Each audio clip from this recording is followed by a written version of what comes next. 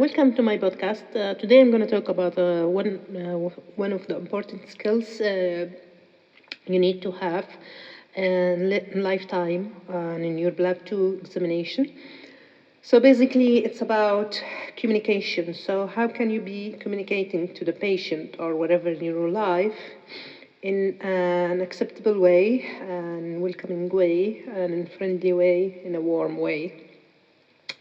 So it's always important to listen actively to the patient, to any person in your life, which would imply that you are paying attention to what has been said.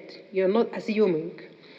From the injury that have been recently, I noticed that a lot of the doctors, sadly, they write in my consultation letter stuff that I didn't even mention to her. For instance, I said, e-bike hit me from my back when I was walking in the footpath, and all what I can see, someone wrote pushed bike, some they wrote e-scooter, so obviously they're not even listening, and one of them, God forbid, wrote, I was hit by a car.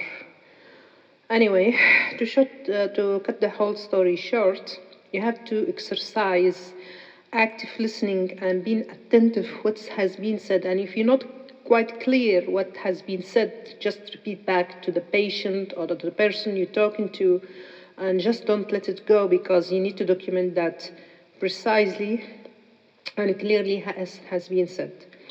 So by that, you show that you are really attentive, you are respectful, and you are accepting to the person who's telling you the thing, and you are not projecting their own feeling. You are listening attentively.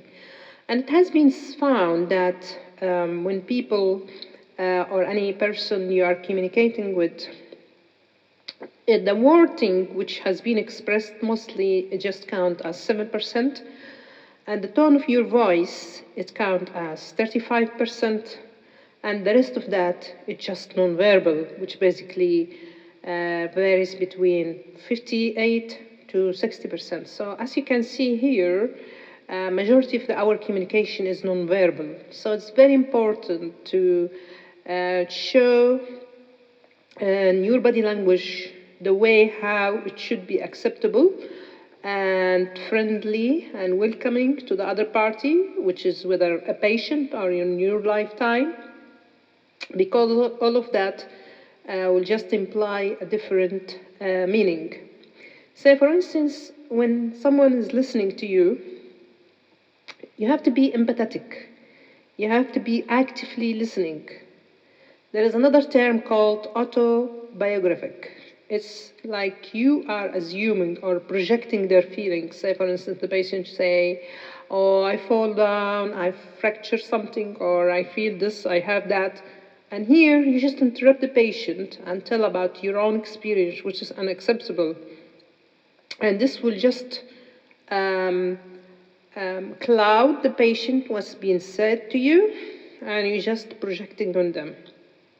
The other one is like, for instance, when you go to your GP and the GP restricted with the time, he will just, busy with his computer or her computer and just pretending that she's listening to you.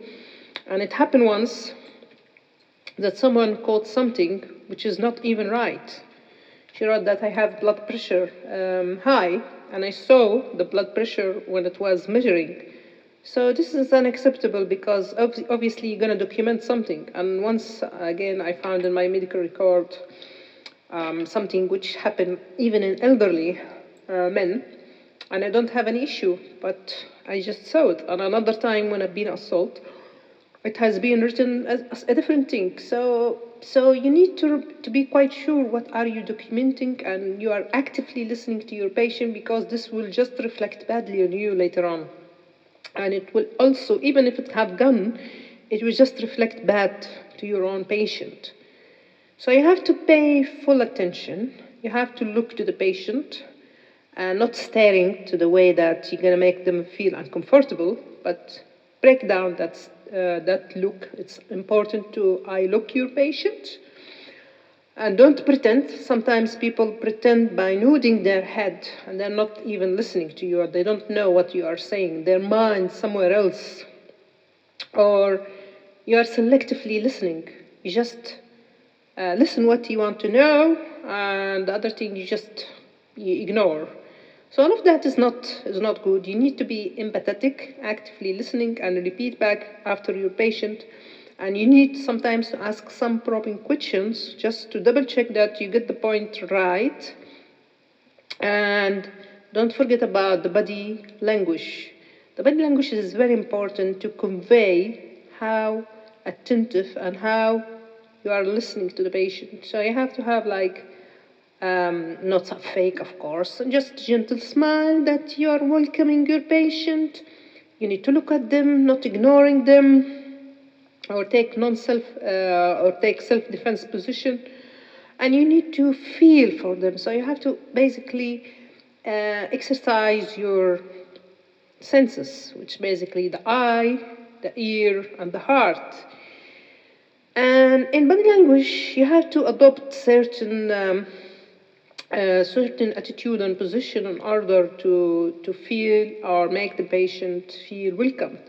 So you don't need to sit cross-legged. You don't need to sit to your patient crossed arm. You don't need to gesture, pointing, accusing, which will just imply lack of interest or being aggressive or being accusing. You don't need to frown, for instance, pretending that you have a very busy day or you are really angry or you are not happy. I remember once one of the GPs, he was really late. He, rather than apologize, he kept using the F word and the swear word. So I was really shocked. You need to smile. Gentle one is acceptable. Just it means that you are welcoming, you are approachable, and you are warm. As I say, don't frown, don't raise your eyebrow, which imply that you are surprised what the patient have said to you or you are not convinced. So just imply two things: either you are surprised or unconvinced. And as I say, the eye contact is very important. Just, break down your eye contact and make it frequent every now and then in order not to look like awkward or unreliable. And also, apart from, as I say, don't cross your legs or arms, don't flick or tap or fidget or rock or just imply that you are in a hurry, you just want to finish, you just want to get rid of the patient. All of that, we just imply that you're not giving them the full attention, you are not doing your work as it should be. And all of that count for your marks as well, because it's considered in the interpersonal skills communication. So you have to be try to record yourself and listen to yourself how you are talking. You could do that with yourself, basically. You don't even need a partner with you. I study by myself. I didn't do anything with any partner. So just try to record yourself, try to practice and listen to yourself when you are talking. Maybe you can ask someone to listen to you just to give you some feedback or listen to yourself. You might be surprised by the way how you are talking because when we talk in lifetime, we're not paying attention to what we are saying, but when we record and listen to our voice, we might be surprised and say, oh, this sounds not right, I need to work in this area, the way how I talked, the way how I delivered the message. All of that count, of course, apart from your way how to do the consultation and the management plan, and of course, red flag your patient. I hope by that I just summarize some of the important points in the communication skill and how can you take it on board and move forward. Thank you.